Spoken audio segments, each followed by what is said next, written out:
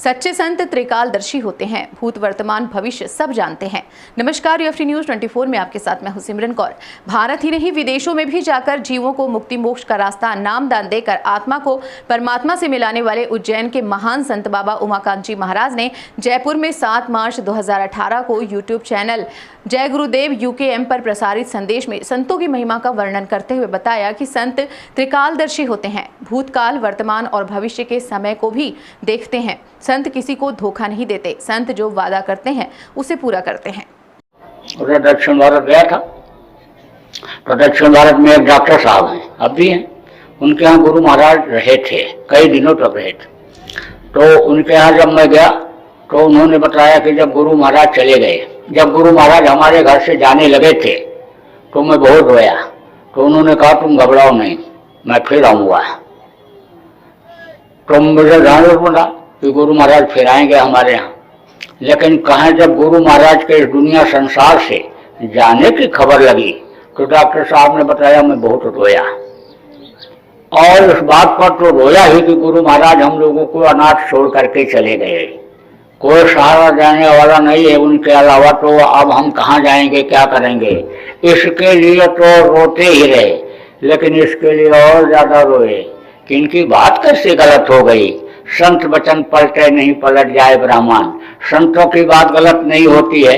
संत त्रिकालदर्शी होते हैं, पीछे जो हो गया उसको भी देखते हैं, जो हो रहा है उसको भी देखते हैं, आने वाले समय को भी देखते हैं। तो इनकी बात कैसे गलत हो गई।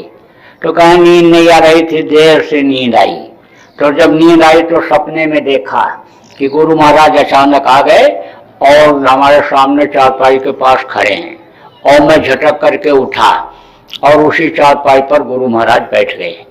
तो डॉक्टर साहब ने बताया, मैंने कहा कि आपने स्वामी जी हमको खबर नहीं किया और मैं तो चद्दर भी नहीं बदल पाया और आप हमारे ही चद्दर पर बिस्तर पर बैठ गए।